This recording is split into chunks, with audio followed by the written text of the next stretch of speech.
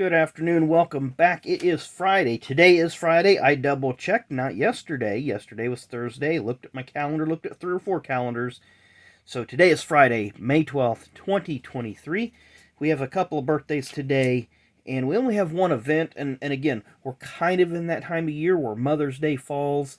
So this was kind of a weekend for many, many years that a lot of racing series, especially in America, didn't run.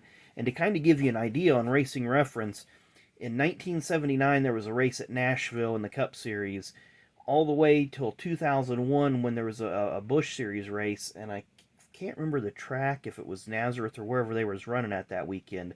But between those two races, there was only 7 major racing events listed on Racing Reference, only one Cup race and one F1 race. There was a couple modified races, so you can see that it was really spread out pre-2001, 2007.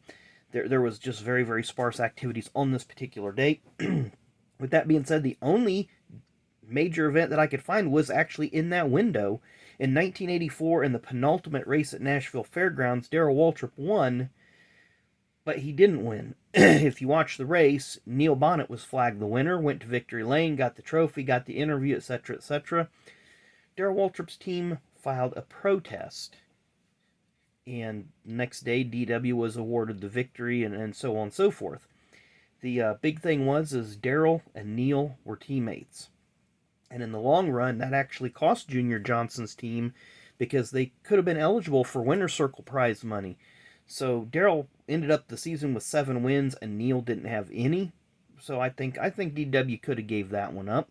But as it was, they actually did take the yellow flag. DW took the yellow flag ahead of Neil, but Neil raced him back to the line and was flagged the winner. So there's a lot of confusion. The race is on YouTube, and I've watched it several times, so be that as it may. We got 2 birthdays of 2 NASCAR, I guess you'd call them somewhat pioneers, because they raced in that era of the 50s, 60s, 70s. Of course, they're no longer with us, but born on this date in 1930, one of the clown princes of NASCAR, Mr. Jabe Thomas. Of course, Jabe is the father of Ronnie Thomas. We'll let you see, there you see birth dates, May 12th, 1930, his wife, children, and his NASCAR career. And there you see he wasn't very successful. He's an independent driver and really had to manage his equipment. If you listen to the Scene Vault podcast, I know I refer to them a lot, but they have a lot of great content. And they had an interview with Ronnie Thomas, and they talked about his dad quite a bit, and why they raced the way they raced. So anyway, born on this date in 1935, a driver turned owner who became somewhat successful owner, Mr. Charles Haas Ellington. So here's a 91 Pro Set Legend card and a 92 Pro Set Legend card, and we'll flip these around and let you read the backs of them. And Haas, although his driving career did not, give him a lot of success, he became an owner.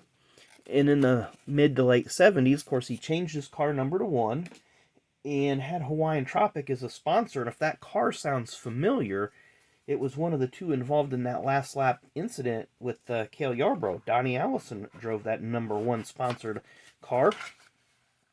And another driver had Donnie had a couple of wins with that car. And then in 1980, David Pearson won his final career race at Darlington in the number 1 car.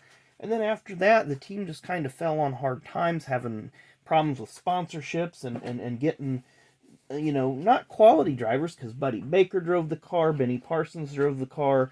Lake Speed came in 1983 with Uno. Again, they had some Uno sponsorship and Bullfrog sponsorship. And then after that, it was a downhill thing, because the corporate teams were coming in. You started getting Hendrick and Childress just starting to grow a little bit. Junior Johnson was still a powerhouse. So Haas's team was also a part-time team, so they didn't have access to a lot of things, information, so forth.